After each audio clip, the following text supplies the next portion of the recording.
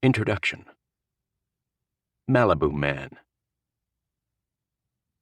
"Nice backyard," I told Aaron Rodgers. "It doesn't suck," the quarterback replied. We were staring out at the Pacific Ocean, which appeared close enough for Rodgers to reach with one of his back-foot throws. It was a sunny afternoon in Malibu in February 2024.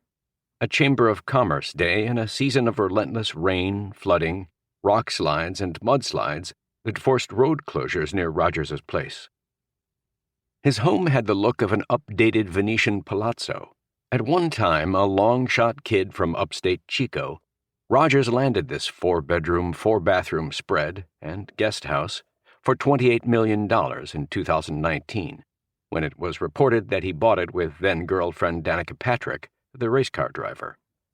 "I didn't buy it with anybody," he told me, correcting those reports. It was all his, all 4,636 square feet of wide-open California cool, with no walls or windows separating his indoor living area from his resort-style deck overlooking the blue sea. Rodgers' former teammate with the Green Bay Packers, David Bakhtiari, ribbed him about hanging out with Leonardo DiCaprio and other West Coast elites on a yacht. But it was hard to mock this self-made man about anything while standing in the middle of his charmed life on a beachside bluff. He was wearing shorts and a tank top carrying the name of the pizza shop, Home Court, that sponsored the 6th-grade AAU basketball team he led to an Oregon State title. Having added muscle definition to his upper chest and shoulders, Rodgers projected the physicality of a strong safety in his prime, not that of a 40-year-old quarterback coming off a devastating Achilles tear. We sat across from each other outside, with Rodgers facing the sun and the ocean, working on his tan while I fact-checked anecdotes and claims from the 250 interviews I conducted for this unauthorized book. I had endured a bomb scare on my United flight from Newark to Los Angeles, forcing a 7-hour diversion to Chicago, where law enforcement found no explosives on board, despite the reported written threat found in a plane bathroom. I later took that same plane from O'Hare to LAX and drove my Ford Edge rental through the winding mountain roads, still littered with debris from the rocks and mud, to get to Malibu to meet the world-famous quarterback of the New York Jets. Rodgers was widely regarded to be among the 2 or 3 most talented players ever at the most glamorous position in American team sports.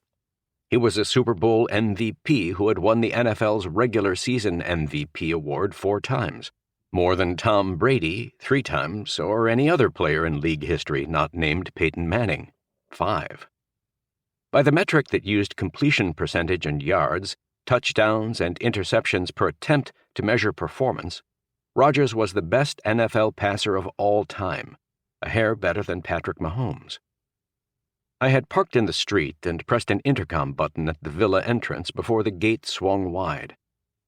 As I walked down to the main house on the other side of the pool, Rodgers opened the front door and thanked me for moving up our meeting 90 minutes on short notice.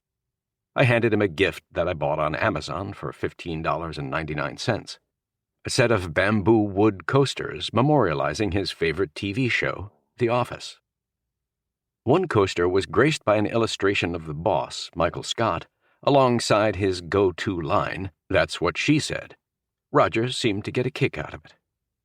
We were meeting at the site of his 5-hour summit with Jets officials nearly a year earlier, which led to the April trade that compelled me to abandon, at least for now, my plans to write a LeBron James biography for one on a more mysterious sports superstar who had been dealt into my market. Rodgers hosted Woody and Christopher Johnson, chairman and vice chairman, along with general manager Joe Douglas, team president Jaime Elhai, head coach Robert Saleh, and offensive coordinator Nathaniel Hackett, a Rodgers favorite from their days in Green Bay. Woody, the former U.S. ambassador to the United Kingdom, presented Rodgers with an interesting gift during the recruiting visit. "He gave me some honey from the Queen's garden," the quarterback said. "Honey from Queen Elizabeth's garden?" "It's a cool gift," Rodgers said. I told him that Woody's gift was better than my $15.99 coasters. "Well," he said, "you weren't ambassador to England.